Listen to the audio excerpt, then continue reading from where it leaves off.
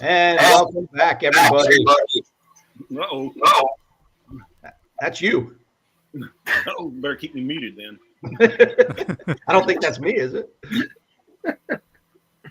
We got problems already. It's our first show back after 3 weeks. We're working out the kinks early. That's all that matters. Working out the kinks.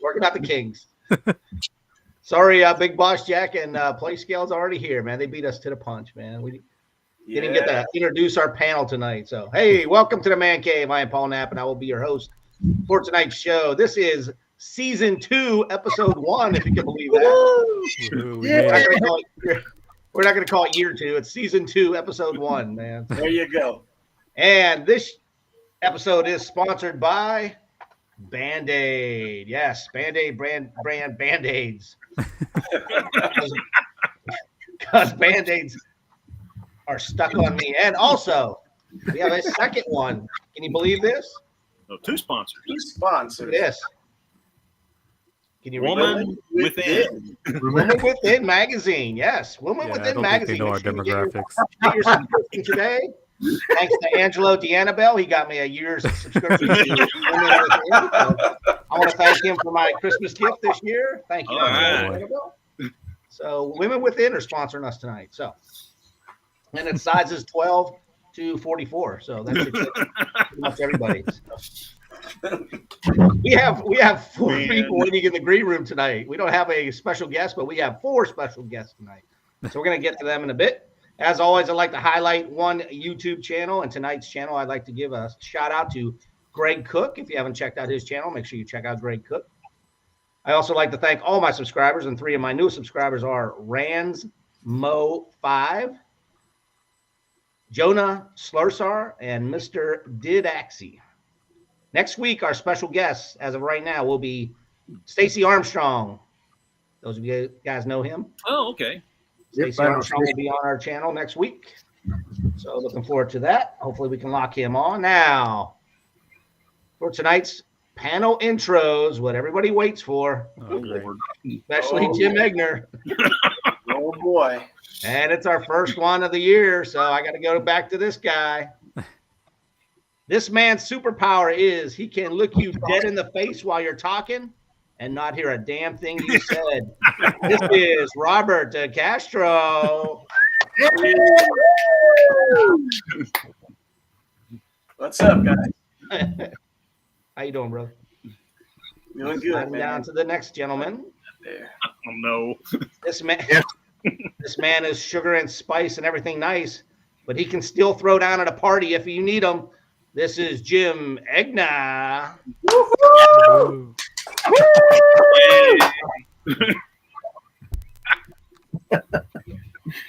And the stuff you heard about this guy is a lie.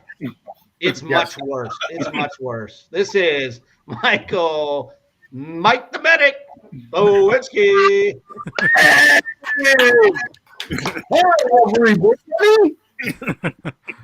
That almost sounded like Mike was about to go boxing, man. And finally in our panel tonight, and if this guy was a chick, well, he'd be one ugly chick. This is Mr. Filmaholic Gregorio Salinas.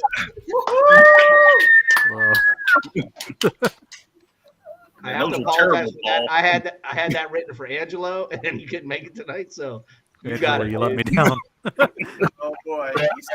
And Angelo's boiling some heads, probably. Yeah, he got down with the flu, man. He's down hard. Oh, no. Oh, no. Man. Yeah, he said he should have got the flu shot. He knew he should Feel have got better the soon, buddy. Hopefully, maybe he can log on while he's laying in bed and say Public something. schools will do it to you, man. That's what he said. He blamed it on the kids, man. Blamed it on the kids. Oh, yeah.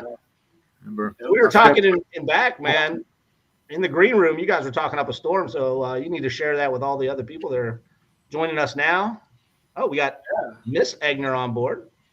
Mm-hmm. Yeah, Miss Angela. That's Angela, not Angelo. Oh, Angela Egner.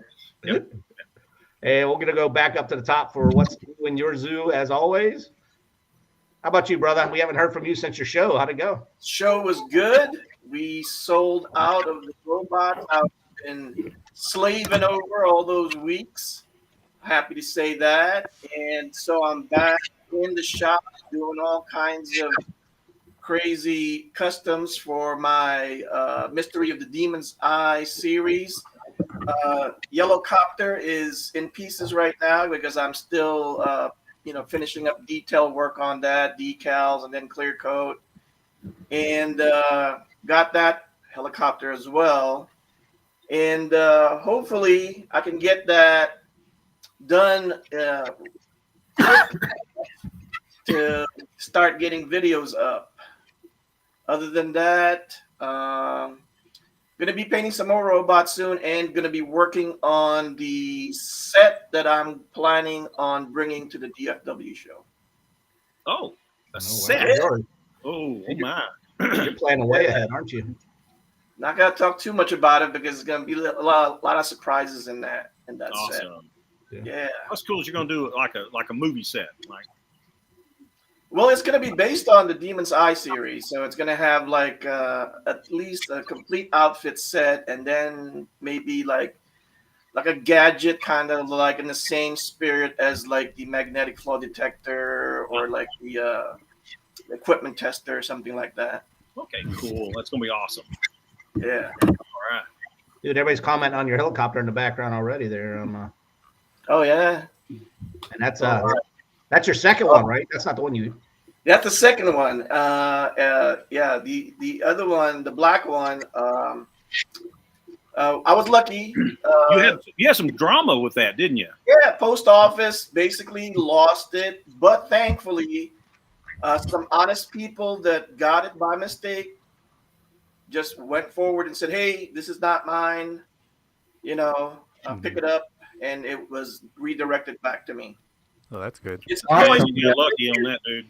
It was a toy, so they figured it was some kid's toy, and it was around Christmas. Right. So because I know if I got it, I'm thinking some kid out there is not going to get their toy, and that's this kid. So That's what I was about to say. It's still a kid. yeah. So, I'm happy.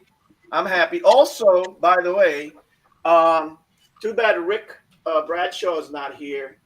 Because one of the things the post office did lose, well, not lose, damage to the point of like complete destruction, was a robot that I ordered for my G.I. Joe collection. Rick Bradshaw stepped in and sent this to me. Wow. Free of charge. Completely free. Wow. And that sucker is working too. That's awesome. I don't think Rick expected that thing was working because he told me that it didn't work. But when I got it in, I always stick batteries in it no matter what. And when I pushed the button, I was just surprised that it was walking and doing all that stuff. Yeah, that's cool. Yeah, thank you, Rick, by the way. Thank you, sir. Yeah, what a guy. Yeah, absolutely. I love this community. Mm-hmm. Definitely. Yep. All righty, sir. It's been a while, but what you been doing for the last 3 weeks? We haven't seen Oh you. man, I've been off some of that time. I wound up taking a little bit of vacation and trying to catch up on stuff. I had to make a whole second screen over here on the side, so you'll see me looking over here because I got a whole list of stuff that I wanted to kind of go over real quick with you. Yeah, definitely. If you got the time, Oh, dude. I start to put everybody to sleep, Paul, just switch gears, You know what to do. You have 49 minutes, bro. I guess that's probably the. Oh, that's very good. Is it the Annapolis hat? I forget. Yeah, it's a plume. West Point. West Point. Okay. I think that hat's called a Shako. Is that Yeah, right? it's a Shako hat with a plume on Shako, top. yeah. Oh, It's wow. the plume. Somebody asked online. I was like, well, yeah, I've messed around with that. And the new printers that I got have something. It's a software upgrade that you can click on. It's called fuzzy mode, and it'll print whatever you've got with fuzz, almost like a flocking. And it's actually cool. And so I thought, let's try the plumes for the West Point cadets. So that seemed to work out pretty well. So I was pretty happy with that. I think I may have shown this off last time. Again, I'm not sure you can make that out or not. That's the first version of the Motor Rev Knocker. Yeah. Yeah. I'm needing to send this out to some folks that's got a Motor-Rev version of the Jeep to test it out. I have no way of testing that. So I don't know if that's Oh, wow. another thing, this is a super secret project I was working on for somebody in the community that everybody knows. Anybody seen these things? See how small that is? See a red light. Yeah, it's a red light. Now, let me turn it off here real quick. Can you see how small that is? It is so small I cannot see it. Yeah, it's a little. There's 2 batteries, a spring, and an LED in there, and it happens to be small enough for these things. This is 3D printed in a translucent, and a tail light. You got a tail light? well, I don't know if you can make all. It's pretty bright on film. In reality, it's a nice red glow. So, yeah, I've got an infinite set of ideas for these little dudes, and it's an Amazon purchase. They're real cheap. I was surprised to find them. They're you get real lucky every once in a while. That's lucky for me. Here's another one. Everybody recognize that? It's like a cigarette. Billy Club. Billy Club. Yeah, it's a Billy Club. Sorry, it's a Billy Club. Yeah. That was by request. Ooh, neat. Oh, that's the racks for the headquarters. Yeah, these side pieces are a beatdown to print, and the reason is these hooks that are on the bottom because they're supposed to interface. I remember you were trying to figure it out. Yeah, and that is a real challenge to print. And so I finally, after just every iteration you can imagine, finally got it. So I was pretty. What did you do that made it work? I printed them at 45 degrees. So yeah, let me take one apart here real quick. Yeah, I wound up having to print them like this. Oh no! And it was weird. I mean, never would have thought that would have worked, but that worked like a charm. It's all about angles. Yeah, if you print it wrong, it's going to have a real fragile side to it, and the hooks would just break off left and right. But by turning it 45, it gave it enough strength, so that's not a problem. Now, this isn't G.I. Joe. Y'all may not know that I do have a small collection of $6 Million Man stuff. So, oh yes, the beam. The beam. The second version, $6 Million. I need one of those. I got them, dude. Does it break apart? I'll send you one. Does the beam break apart, or is it? This is a lot of fun. It's stupid simple, but it's a lot of fun. Oh man, is it flexible by any chance? Not that it matters. No, it's only Oh yes, it is. A little bit. So it's a lot of fun. Oh my god, I need one. And y'all know that I also do the Oscar Goldman panels for the briefcase. Yeah. So also now. Biosonic. Robert, sound like you know a little bit about $6 Million Man. You know about the Biosonic arms? Yes, I do. And you know about the cinder blocks, the 3 cinder blocks, and then the break board. I'm not going to say anymore. Yeah. Such a tease.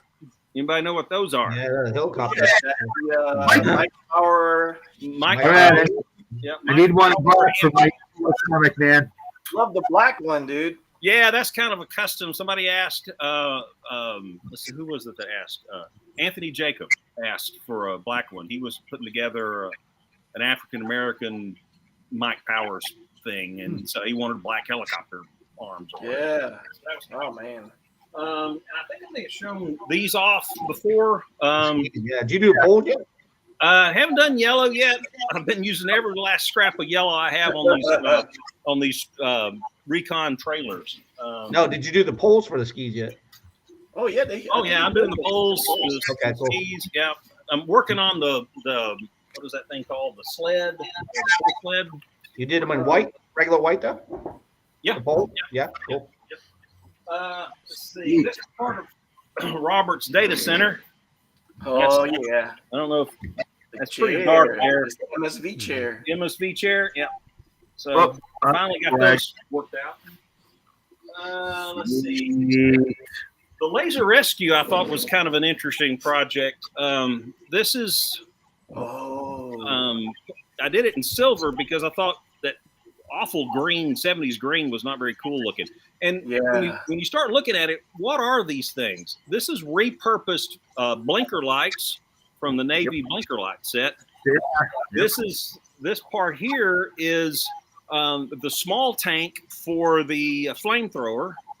And this little piece right here on the front, I'm not holding it right now. Gas mask. Gas mask for the British gas mask. Yeah. Oh, wow. That was pretty crazy. And then this is the other part to the laser rescue.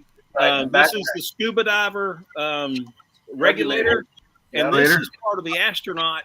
So anyway, I thought it was kind of fun how they Hasbro actually recycle these things. So I'm working on kind of a custom thing on that. Oh man, let's see what else. Oh, and that was the other part to the laser rescue. Let's see, I'm going kind of long here. I guess I'll shut up. So, Paul, back to you. Wait a minute. I have this broken down in 3 categories. You know me, Paul, I won't shut up here. So here we go. That's the motor rev knocker, the skis, the LED light, and the translucent red are all hot off the press. I've just started on those. What's available now is a recon trailer kit. Thanks to Mike and his review. Got a lot of people liking and wanting that. The West Point Cadet Shaco Plume, $6 million man I-beam, Mike Power hand copter, the H headquarters rack sides, the MSV seat, and the laser rescue. We just talked about that. What's in the works? This is what's coming up. The MSV tandem trailer. I posted some sneak peeks pictures online. It's a 4-wheel trailer that's long enough. That's the one with the canopy, right? Yeah, that's the one with the translucent canopy. Yeah, okay. And it's long enough Joe can lay down in it. So it could be like a trailer. A figure stand. I think I may have sneak peeked that one a while back, but I'm about ready to go into production on it. A basics line. What does that mean? Well, basics is going to include a milk carton, stuff like coffee cups and soup cans, and the 55-gallon drum, police lights, toolboxes, hand tools, stuff like that. I'm working on a Jeep flagpole and adapter. I pretty much have all the wheels worked out for all of the vehicles now. Jeep wheels, ATV wheels, MSV wheels, and big tractor wheels. Let's see. And that includes the hubs as well. And click tracks. Basically what I want to be able to do is you make a conversion kit so that you can make track versions of the ATV using the original wheels, track versions of the MSV using the original wheels. I want to see that. So that's real close. I want that. That's coming up. Yeah. Action Man fans will know what a lorry is. Does anybody know what a lorry is? Okay. Working on a lorry. Working on one of these. Anybody know what that is? Panther jet canopy and front landing gear. The front landing gear are pretty much ready to go. I don't really know what color it's supposed to be. I've got a navy blue, and I can do it in a gray, and I can do it in a gray. Dude. Is it gray? Is that what gray? Do it in a gray. Okay. Let's see. I'm working. Somebody asked, and I don't know if it was one of you guys or not, that wanted an insert for the Jeep engine compartment. Oh yeah. And so I know there's a couple of folks out there already doing that, and so I've been kind of dragging my feet on doing one. But I think I could do a pretty cool version that makes it so that the batteries, you can still put batteries in and make it work. Yeah, dude. So I'm working on that. Yeah, that's gonna be cool. You know, if you can open the hood and make it look like you're taking stuff out of it. Yep. Parts come off. Yeah. And let's see. I'm working on the crossbar. I think I showed that last time for the APC. It's where the pontoons connect to. I just had that. That's ready to print. I think I'm ready on it. The capture copter pontoon. Somebody asked about why don't I make replica versions of the capture copter pontoons. I just hadn't gotten around to it. both versions of the stretcher. So if anybody knows how to sew canvas, let me know. I'm kind of needing some help on that part of it. Okay. Robert's data center terminal. I've rescaled that down to where it's more accurate in scale, and I've sliced the files. I need time on a printer. I'll have those ready. Yeah. The CDC radiation detector. I may have teased that with a. I'm wanting to make it a multicolor print, which I don't normally do. And then I'm working on 1, 2, 3 top secret projects for several folks that y'all already know. So I'm done. Now I'm done. How are we supposed to follow this up? That was good, man. And that'll wrap up the show for tonight. Good night, everybody. You got a lot going on. That's what I do when I'm not working. My regular job is You're busy. All right. Medic Mike, you're up, bro. Okay. Well, let's see. I was sick for a couple weeks over the holidays, unfortunately, so I'm behind a bit. Yeah. Behind a bit on catching up with fixing people's stuff. I got tons of talkers and a bunch of flocking to do, but I'm getting there. However, I picked up something that is probably kind of interesting, and it's not G.I. Joe. I already have one of these in working condition, but I picked up another one that's I'm going to make it work. Wow. Are you fixing it for somebody? Is that yours? This one's mine. I picked it up pretty cheap as non-working, and I've determined the issue is the keypad is pretty much. Here, I'll show you. This, this is a pretty primitive computer toy. Is that membrane? Those, you want to call those metal lines, the real thin strips that lead down to give instructions from the keypad. Mm-hmm. Yeah, some of them are messed up. They're missing pieces, and it's like worn out. So what I'm going to do is I'm going to take this and figure out. I've been using my voltmeter to figure out which button does what. And I think what I'm going to do is I'm going to put like a calculator style, how do you put it? Keypad on there, not a soft keyboard, but a hardware keyboard on there. So that I can have things to make it work. I put power to the motor and everything else works. So it's got to be the control pan. Yeah. Wow. It's that pad stuff. Yep. And one other little thing that I've been messing with. If I can find it over here on this workbench with all this junk laying everywhere. I started messing with these last summer, I think it was. I just taken some balsa wood. You can buy this stuff at hobby shops. It's a little balsa for hobbies. Some crates to put these babies in to go along with my RG.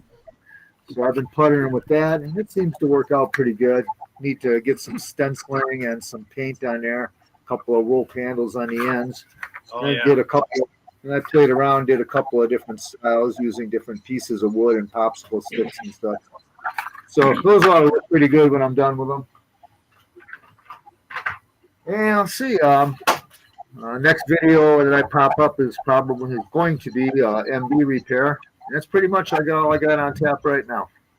Awesome. Hey, Mike, thanks for those feet, man. They worked out great. Oh, no problem, Jim. Happy to be of service. Hey, Mike, how was your? Go ahead, Greg. Oh no, Greg, go back. yeah. Yes. Oh yeah, I was just gonna ask you, how's your MSV project going? It's coming along. What I'm going to do is, you guys saw some of the parts. I'm going to start with the cab part. And I was looking at that and thinking, as a kid, I always was like, how in the hell did they steer this thing? So I'm going to start out making some control yokes and some other interior improvements, clean it up. I probably won't be able to paint it until summertime since I got no place down here to paint without choking to death on fumes. But I'm going to start from the front and go to the back, and each piece will be made that way. So the front's what I'm starting with, and control yokes are what I'm working on now. I've got some dowels and some wire and those kinds of things, and I'm trying to work out what'll look good. Very cool. Wow. I know. Sounds like a job. gonna probably take me all winter to get this one done, but I think it'll be worth it. Mhm. Yeah. And the man behind the mask. Sorry if I offended you Yes. tonight, sir. Mystery you're man. good. You don't identify as a female, do you? I didn't No, I think so. do not. Okay, good. Bunch of knuckleheads, I tell you. Just hang up on him. Yeah, I know. You don't have to stay, man. You can always click off. Go ahead. Just What's stay new the in your viewer shit, bro? tonight. What's going on? So in terms of projects, I have been working a little bit on the Land Rover or the Range Rover project. I took the wheels off. I've been trying to find a way to pop these off to retrofit them onto the Range Rover or try to get some axles going there. But, Try heating them up. MSV wheels. yeah, exactly. Try So, warming them up with a hairdryer. I've been able to get them apart that way. okay, that's good to know. And outside of that, it's been brought up that we should try to do more photo stories and things like that. I was called out to make one. So I've been kind of working on a story of my own. And with that, I've been trying to develop my own character. And this is one that you guys seen before, but I think this is going to be his official look in the photo story. But basically, it's going to be a Takara Joe. Oh yeah. And Yeah. Okay. I've kind of got the basic premise down for the story. And it's going to be interesting to shoot, to say the least. But yeah, I'm working more towards like an adventure theme for that kind of story. So Oh, that looks there's a good, better look man. at that. Very nice. Very nice. Yeah. Who's the outfit from? Was that a? That's a good question because a lot of it came from different lots that I purchased. Yeah. I know the top is BBI, the sweater is Action Man, and then the pants are not Elite Brigade, but it's a different subset of that. But yeah, I've been working on this a little bit here and there, so look forward to that later in can't the wait year to as see well. that, man. So that's Can't wait pretty to much see it that. on my end. I mean, I'm not much of a writer. I'm more of a storyboard kind of guy, so I've been working off of that to kind of get my idea going. Nate. Yeah. Man, I wish I had time to do photo story stuff. I wrote a script once upon a time. You don't Maybe even have time for a YouTube channel, dude. I know, man. I don't have time. Yeah. We heard all the projects he's doing. Yeah. No, I Jim. think you're the only guy in the AOA that Busy, is man. always on but never has a YouTube channel. Yeah. I'm always doing something else. Well, he doesn't have to because we're all advertising for you. We all have your Mhm. stuff. We all have your I stuff. don't mind doing that. Well, and I appreciate it. Thank you very much. Yeah. I just got to Secret buy more agent stuff. man. Big Boss Jack said that looks like a secret agent man. So Yeah. Yeah. is that what you're gonna do? Yeah. I just saw a post by Mike's GI Dojo. He says, I bought 48 GI Joe classifieds over the last few weeks Wow. on deep discount. So I've been having fun with those. 48 classified GI Joe. He's trying to outdo you, Paul. Well, I don't do the 6-inch, man. I won't go that far.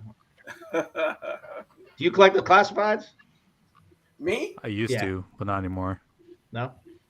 That's No.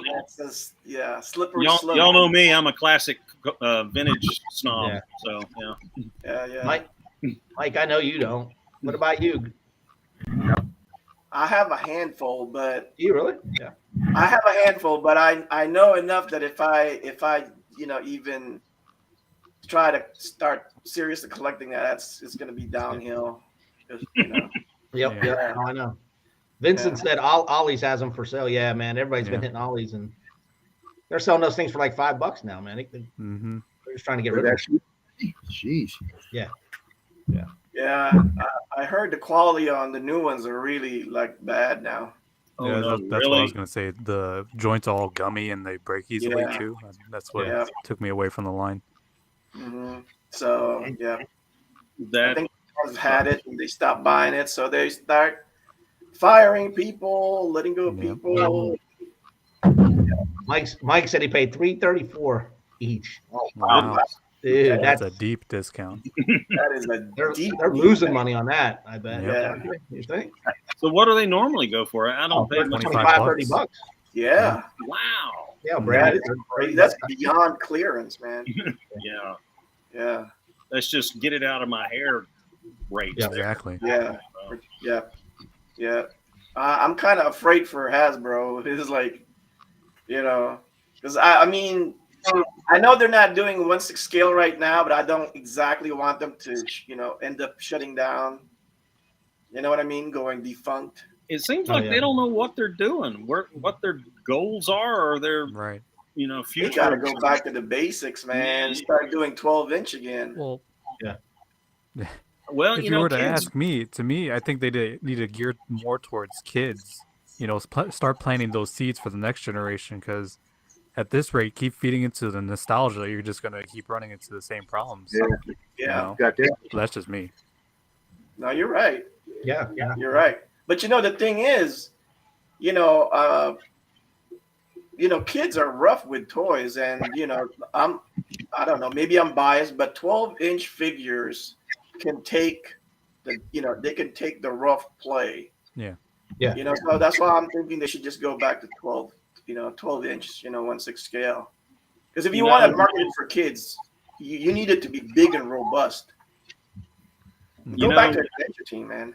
You look at, Barbie's been successful. They didn't strip it down when plastic got expensive. They continued to slog through it. I'm sure they had ups and downs in their sales cycles.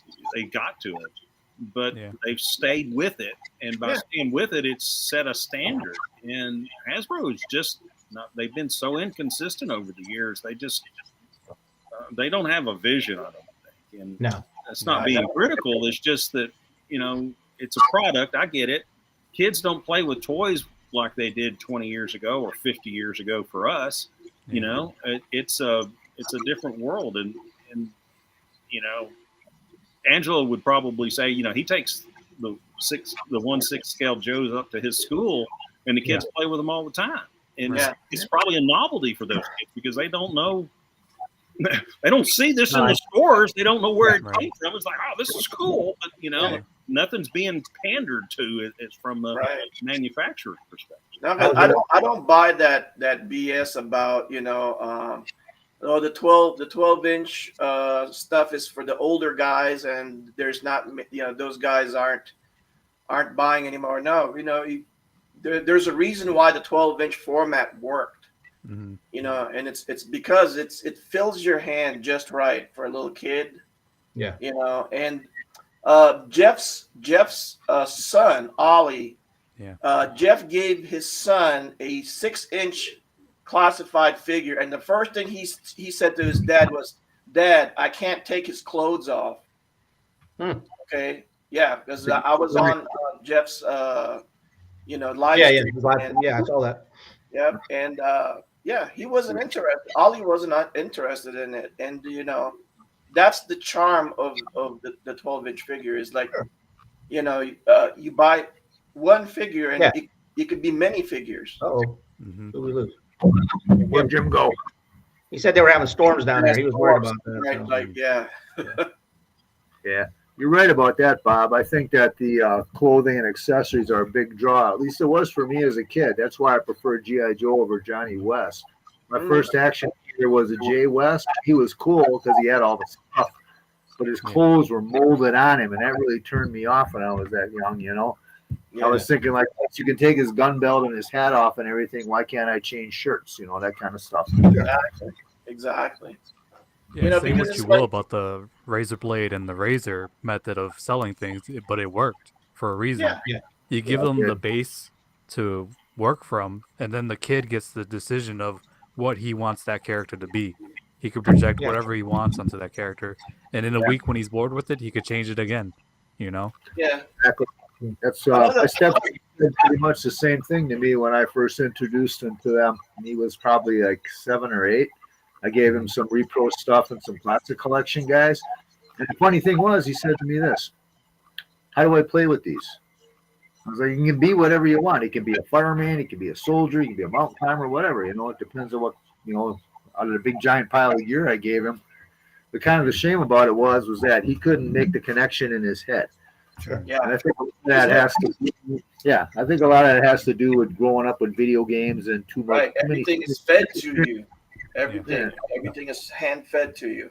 I was just going to say, when I was having my open house with the trains, a lot of people came with their little kids, and the little kids were looking at the Star Wars. You know, they had no idea what the GI Joes were, but they were coming over here to my Miss Pac-Man machine and wanted to play that. Yeah. It was like this never existed, man. They looked at the trains for a little bit. A couple kids were really into the trains because it's all trains at Christmas. Looked at this, you know, the parents were into this because they didn't think this was still around. Yeah. And all the kids flocked over here and were lining up for the Miss Pac-Man machine. Wow. And I'm like, really? Like, you don't have enough video games at home, you know? Yeah, but then you had that guy who it was the dad who came back to see G.I. Joe. Yeah. Because he's from that era, you know. Oh yeah. And he loved it, man. So yeah. I think one of the big things that Hasbro needs to, if they want to turn things around, is they need to not let the designers, you know, decide what to make instead of the shareholders or you know or the bean counters, because if you let them do all the decisions, none of this stuff will ever get made. Right. well, again, is there anybody at Hasbro that's over the age of 50? Probably not, you know. None, You know what I mean? They don't have anybody from old school that say, hey, guys are still into Adventure Team stuff. That's what we need to come out with, you know, a collector stuff. No. Yeah, if their YouTube channel is any indication of who is currently working there, Right. Hasbro's screwed. Yeah.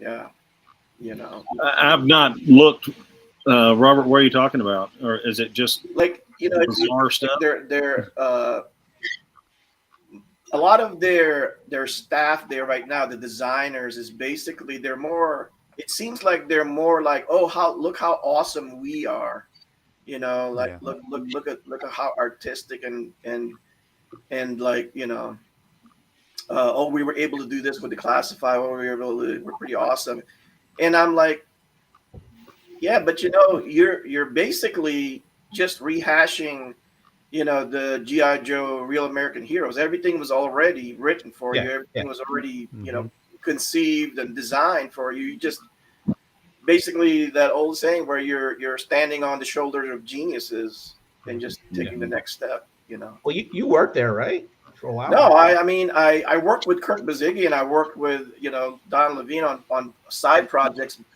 but you know, they got me other jobs for other, you know, companies, you know, doing smaller projects and stuff, but never like any kind of, you know, involved stuff like Greg O'Toole did. You know, I wasn't in it that long, you know, because I moved on to like designing vinyl toys. Yeah, but when you were doing stuff for them, they let you think for yourself, right? They didn't say, hey, I want you to make this.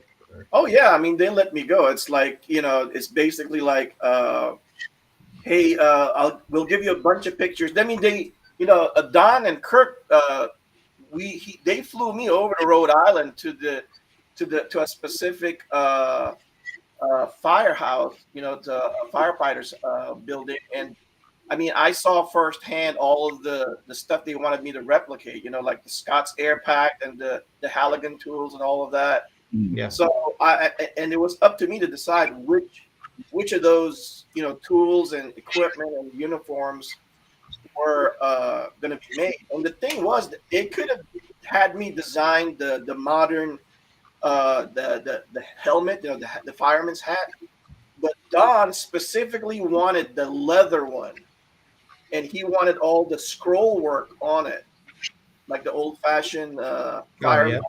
Yeah. Oh wow! Yeah, he wanted the old version because that looked better, and the firefighters loved that version, you know. But not all of them, you know, can have that. Yeah. Because I even got to take the Top Jake's personal helmet home with me to study.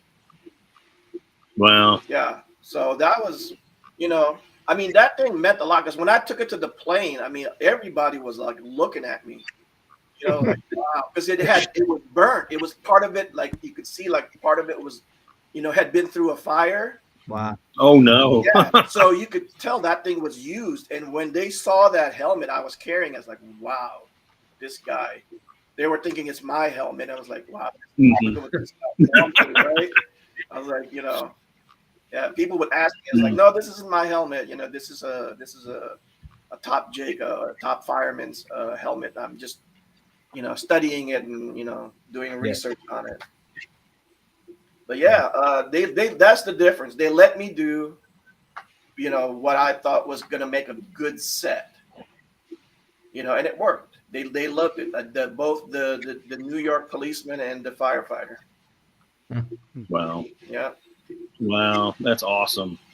And that vision's gone now. If they don't have a franchise or a comic book tie-in or multi-million-dollar, Yeah, I mean, a lot of lost opportunities because, like you said, they don't tap into anything like the comic books that directly ties into that. I mean, it's not. I can't imagine with the resources they have, they can literally do a new animated series of like Adventure Team. With like the handful of like the sea adventure, land adventure, air adventure, Mike Power, Bullet Man, lot of missed opportunities. They can tap into that, but they don't. It's just easier to copy what's been done before, I guess. Yeah, it's like the safe route. Let's take the safe route every single time because you gotta keep the shareholders happy. You gotta, and that's the main thing. It's like, never mind the kids out there. Yeah. There's no longer that bravery, that people like Don Levine had. Where it was like this fantastical dream of like making a whole line and convincing like Merrill Hassenfeld to like dump a bunch of money that and never been done before. Merrill Hassenfeld thought of this as like, this is a doll, and we don't, if we're gonna make dolls, let's buy a doll company, attitude. But somehow Don convinced Merrill Hassenfeld to have a little courage, to believe in this project, and with all that, G.I. Joe happened. Yeah. Yeah, they need that kind of courage today. They need that kind of bravery and courage. To be devil's advocate, I do want to propose a question. Do you think we've reached the point where we no longer are willing to try new properties? You know what I'm saying? Where people have already ingrained themselves into existing properties or franchises. Well, that's the thing, I mean, G.I. Joe Adventure Team isn't a new property. They own that. Right. Well, no, I mean in the sense of like the community, the buyer, where they're not willing to try something different because they like what they know and they don't want to change that. Because that's what I think deters people from getting into certain things. Because if you look at like, let's say the designer toy market, I don't know how many times I've gotten comments on my videos where they're like, "Oh, what anime is this from? What comic book series is this from?" But in actuality, it's just the original character. Sure, there may be some blurb on the box, but there is no story behind it. You know what I'm saying? So I'm just curious as to whether or not. Well, because like what I have noticed throughout the years is even the people that just grew up with the 3 3/4-inch GI Joes know that the nexus of all of this was the 12-inch figure, even though it was before their time. So there is some sense of familiarity with where it started, and that's the thing. I think because there was a very successful mother line, which was the 60s and 70s series, that it isn't like a complete mystery that they'll have to reveal to everybody that hey, there was these ex-military guys that turned adventurer, and now they hunt like Bigfoot and Yetis and giant octopus and dinosaurs, because that itself, and that's why I do the kind of videos that I do on my channel, is because I want to open people's minds, like, hey, start imagining again, like be that kid again, start imagining again, and look at all how you can expand this, because they never in the 70s they never did the dinosaur thing. I'm surprised they didn't do pygmy dinosaurs. Right? I mean, with all those movies that they had back then, no big giant like bugs. I mean, they had the giant spider. But The land that time forgot. Yeah. exactly. Yeah. The Valley of Guadalupe. That was a straight up Adventure Team story if you really think about it. Exactly. I don't know if y'all remember the Doug McClure. I bet Mike does. Yeah. Yep. Yeah. Exactly. Oh, sorry. Go ahead. Go ahead. Oh no, I was just gonna say that something that was brought up as well is that Guyperman and Falcon still sell well. So I'm just curious as to why the American market just doesn't care for it. Yeah, that baffles me. I'm just like when I see the Falcon figures and how awesome they are. I Yeah. mean, and those are the muscle body figures. Yeah. So you can't even say, oh, that's because they're super articulated. Because Mhm. they're actually less articulated or less range of motion than the 60s style bodies. And those things are just like, I mean, what they're going for on eBay now. I mean, people, I guess, want them. There's a demand. Right. And I'm like, Hasbro, hello. I don't pay attention to that stuff. Yeah. Yeah. I don't know if y'all know about is it HasLab? Yeah, Is that HasLab. what it's called? They do the high end Yeah. replica High-end. proton packs and stuff. I mean, people are willing to throw down $500 for a proton pack minus the wand. Yeah. And that's another $250. So you're in a HasLab Ghostbuster costume piece for $750. Yeah. So it's not a price point thing. You could have a premium line HasLab collector's set that you made a lot, weren't at Walmart geared at the $9.99 price point. You could have a $50, $75, $100 price point. Yeah. You wouldn't sell as many, but you'd be moving them. I mean, the Hiss tank. Okay. Oh, yeah. The Hiss tank sold well. I mean, Jesus, I mean, already people are like scalping those on eBay. I mean, Yeah. those weren't cheap, and people were buying. And that was a HasLab. That was a HasLab. That was a HasLab. Well, it has left. Yeah. Yeah. So it could be done. You just don't have the vision. Yeah.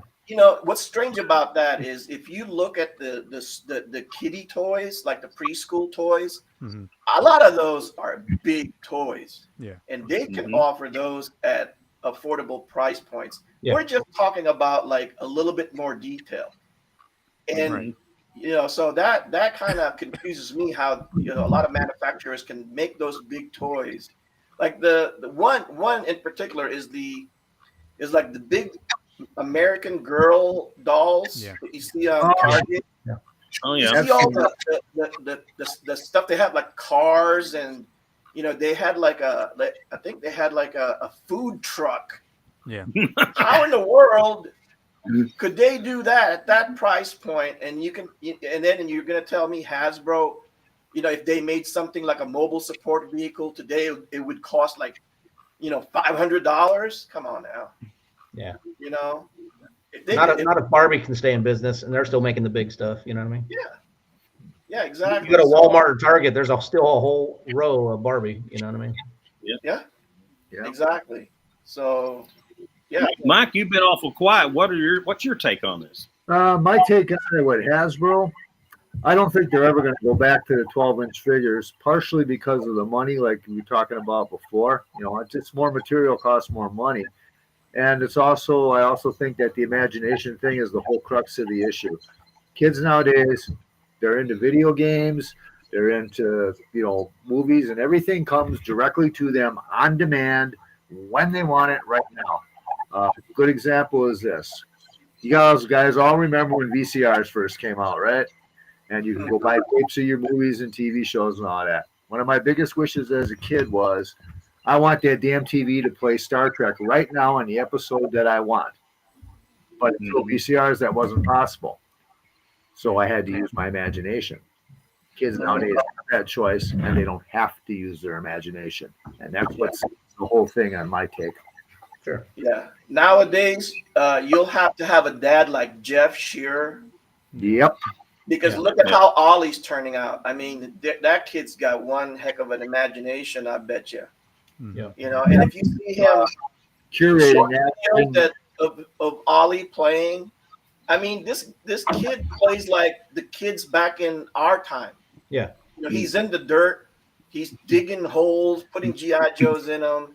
He's playing with Hot Wheel tracks, and he's just making all kinds of crazy. It takes a dad like Jeff, and us who collects and stuff, and you play with your kids.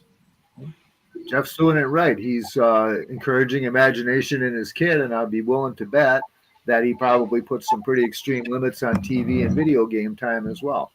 I wouldn't be surprised. It's the only way to do it. I've raised 2 stepsons, and that was the only way I could get them off of that stuff, was to say, no, you're not going to do that. You're going to go do something else, that's better for you. A little bit of screen time is fine. Some video games is fine, but if that's all the kid's doing, imagination goes down. Yeah. It's my take on it. I think that is the main problem. And then the toy companies, they got to cater to that, because they're going to sell this stuff or convince parents to buy this stuff for their kids. And parents are also a big part of the problem too, because they allow their kids to do this. Yeah. They call them tablet babies now. Tablet baby. And you've probably seen them at a restaurant. Oh, heck yeah, man. All the time. Kid walks in with a iPad-sized device glued to it, oblivious to the world around them. Yep. So, they actually have a term for that now. Yeah, I guess it's just one of those things, just to get a little peace and quiet. They'll just, kind of like babysitter. Sure, instant babysitter. Yeah. And I know that's kind of a pessimistic view of all of it, but to me, that's, from what I see, that's just how it is. Mm-hmm. Yeah. Good, but it is reality. Child neglector. That's what it is. Yeah, I would say you're absolutely right, Jim. That is a form of child neglect. Part of your job as a parent is to raise your kid and get their mind, to like grow and think, Imagination is a huge part of that. Yeah. Take a look at Angelo. You brought him up before about that stuff too. That's one of the reasons, I'm sure, why he takes his G.I. Joes into school and encourages the kids' imagination with that. And I'd be willing to bet that dude's got a bunch of awards on his wall for teaching too. Yeah. Angela's a good guy. Hey, before I let everybody go tonight, and this goes for the people in the chat room, if there are particular guests you would like to see on the show, please hit me up and let me know. I know there's a lot of other people that have YouTube channels that I don't subscribe to that are just out there. Our guest next week, I actually found watching your show, Mike, or your last video, and you were naming people, and I was like, yeah, and I was like, oh, I don't know that guy, and then contacted him. You know what I mean? But I mean, good choice. If you guys want to see different people for this new year, please let me know, and we'll get them on the chats. I sent Greg Brown and Buddy Finothy both emails and said, hey, I would like to get a list of everybody that's going to be at the shows, at the Dallas show and at the Toylanta. So if he can get me those, I can kind of interview them on our show before we get to Dallas. Oh, that'd be cool. Pump them up a little bit. So if he can get me those contacts, I think that'd be a cool way to start. But yeah, if there's other people out there that I, have missed last year, or just hanging out there, please let me know. Hit me on my Facebook page. Okay. All right. Do you already have a plan, Paul, of what you're going to do at the DFW show? And no, because I haven't gotten back with Greg's daughter. He passed it on to his daughter, and I sent her an email, and I haven't heard back from her yet. So I'm just kind of waiting to see what she says. But I know with Toylanta, he's got me set up in a in a corner with a laptop, and he said we'll have good internet. So I plan on doing like 3 days straight of sitting people down, interviewing them, or maybe walking around if the internet's good there, and doing table by table display stuff. Well, that'll be great. Yeah, I think if we do, because I see it all the time with other channels, but I don't see it at all with 1/6 scale guys. You know what I mean? I know. So I really like to get more people involved. I mean, Terry has his channel now, so he's doing some live stream, and Jeff's starting to do some live stream on his. But if we want this hobby to continue and get more people involved, we got to get them. You can't just be on Facebook and put pictures up. You know what I mean? Not everybody's on those Facebook channels. You're right. But, you're right. Hey, we got 5 minutes left, and I know Jim Egner's dying to play some trivia tonight before we go. In 2023. I thought that New Year's resolution was we weren't going to do that to Jim anymore. Speaking of New Year's resolution, our trivia is about New Year's. Oh, This is our first show of the New Year. So, okay. And I knew like 2 of these. That was about it. So hopefully you guys will get at least 2, if not more.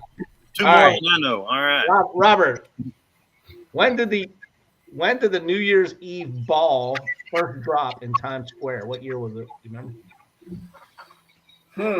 I don't know if I can guess the exact year, but I want to say in the 1950s because that's when they already had television.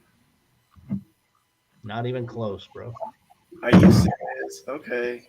That's a good Okay. logic, though. Anybody know this? Take a wild stab in the dark and say 1896. You're a little bit closer. 1907.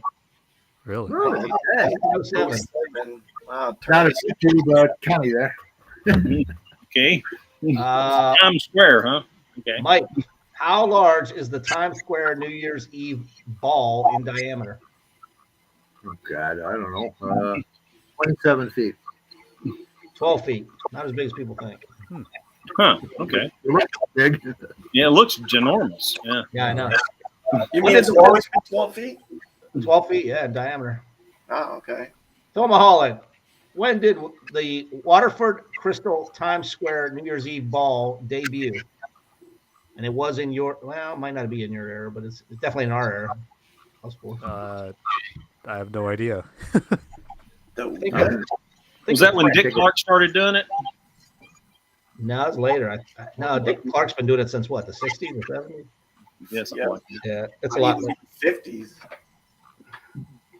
Prince has a favorite song called 1999. No. No. Okay. Nobody heard. Oh, okay. Great I told start. You guys wouldn't get anything. Oh man. Who is credited for writing the poem? Oh man. This one mine. Yeah. Yeah. Let's go ahead and put the answer up first and do it, kind of like Yeah, that. yeah, that's what we'll play it backwards. Old Lang Syne. Ugh, I got a clue, man. That's our thing. Robert Burns. Anybody? This is Robert a toy Burns. show. Why are we talking about this? Singing, you get a good one. Robert, back to you. In Scottish tradition, because Filipinos would know this, Yes. who do you kiss at midnight on New Year's Eve? Scottish tradition. Scottish tradition. I don't know. Your shillelagh? It says everybody in the room. You have to kiss everybody in the room, whoever's there. Oh, I'm not doing that. COVID, can't do that. Immigrants from what country introduced the New Year baby to the United States? Mike, that'd be you. Which country? Poland. Close, Germany. Oh. Okay. The Dutch, who's up? Gregorio. That's me. The Dutch believe eating what on New Year's Eve day will bring you good luck? Green grapes. Nope. No, but that's close. Never. It's a Dutch donut. Oh, okay. Because green grapes is another one I heard of. That's why. That's the answer to my next question. Oh shit. There you go. So I you answered that just one. helped out. You just helped out Jim. Oh man. Hey Jim, I got a question for you.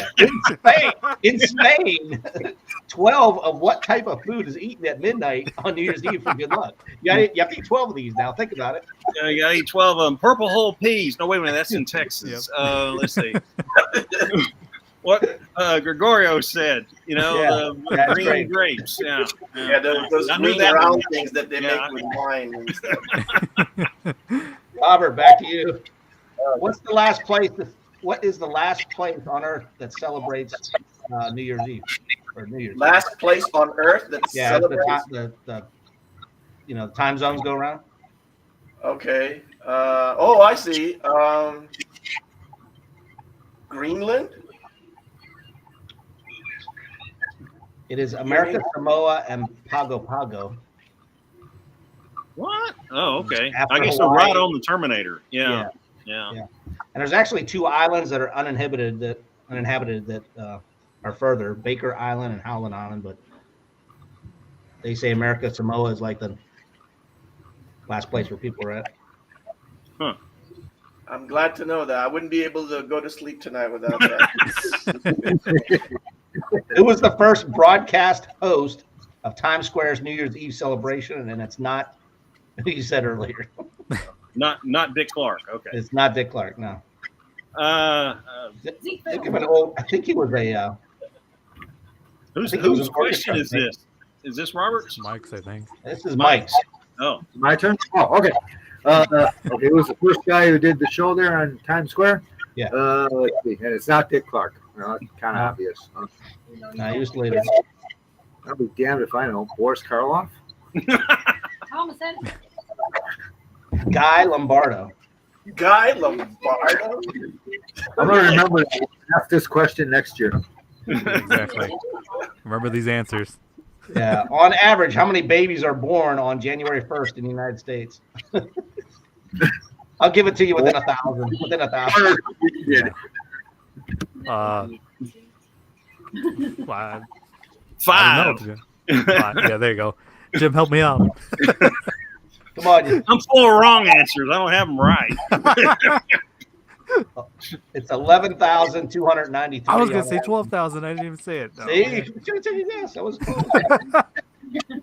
All right, Jim, this is right up your alley. What do people in the southern United States eat for good luck on New Year's Eve? That's black-eyed peas. Black-eyed peas. That's the one I got, too. First right answer of the night. Hey, I technically got one right, too. That wasn't my question. Yeah, that's right. That's right. And I never heard this one before, but smashing a peppermint version of what animal is considered good luck in New York? A peppermint. A peppermint version of an animal? Animal. Yeah, I guess it's a piece of candy, maybe. Who's that for? Well, that's for you. Oh, a rat? No. It's fitting for New York. I think your wife said it in the background, dude. Yeah, she said pig. It's a pig, yeah. A pig? We need Angelo here to find out if that's true or not. I would think it'd be a rat. Big dog. What was the most popular New Year's Eve resolution back in 2020? And it's pretty much what people say every year. I don't know why they picked 2020, but Quit smoking? no. Lose weight. Quit drinking? Exercise more. Exercise, yeah. Really? Okay. Yeah, it's not happening. I'm giving this one to Jim since you're the computer expert. Oh, man. Last question here, brother. When were computer controls introduced to the Times Square New Year's Eve ball? 1970. No. Wow. Oh, well. Much later. Later than that. A lot later than that, though. Hey, ain't you an IT guy and supposed to know that? I know. I thought I was going late for it, you know. It's later than that. Really? Anybody? Late? Yeah. 1987. 1995. 95? 95? Yes, they just lowered it by hand like they always do. Oh, wow. Jeez. Oh, wow. All right, I'll have something better for you next week. So, Oh, boy. Hey, And don't forget- one piece of trivia here for you, Paul. don't forget, Woman Within. Make sure you subscribe today. Yep. Can I throw in something? The black-eyed Absolutely. peas are for luck, turnip greens are for money, and the cornbread for something I forget. Maybe gold or something, I don't know. But I mean, the cornbread's for something I forget what. But there's supposed to be a triage of which one in the South for the beginning of the new year. I vaguely got that. Say it Vaguely again. got it. I got cornbread because I love Yeah, cornbread. cornbread. Oh, let me say it louder. Black-eyed peas for luck, turnip greens for money, and I forget what the cornbread's for, but it's supposed to be a triage of foods that Yeah. you eat for good luck in the Yeah. South. Or good New Year. Yeah. I'm all for cornbread. So we always had pork, kielbasa, and when you cook that together, you put a silver dollar in that for good luck for the new year. Yeah, No. yeah. That Well, was a- in New Orleans, they'll put a little baby in a cake. well, that's Yeah. a king cake. Yeah, that's a Yeah, king cake. yeah. But that's not for New Year's, is it? That's for Mardi Gras. That's That's Mardi Gras, yeah. Yeah. But it's a good luck thing. So Sure. All right, guys, we are right at the 1 hour mark. So I want to thank everybody. Remember, next week we will have a special guest, and that is thanks to Medic Mike for hooking us up with that special guest. yeah, I've done a little bit with Stacy over the years. He's a cool dude. Abby, that's what the Cheers. rumor has it. So Looking forward to having him on next week. And those of you that can join us again, pass the word. We're back on the air. Season 2 has just started. All right. All right. A lot of Thanks, fun. guys. Thanks a lot. Thanks for joining me everyone. tonight. Awesome Cheers, show. gentlemen. Have a Guys, good have a night, good one. everyone.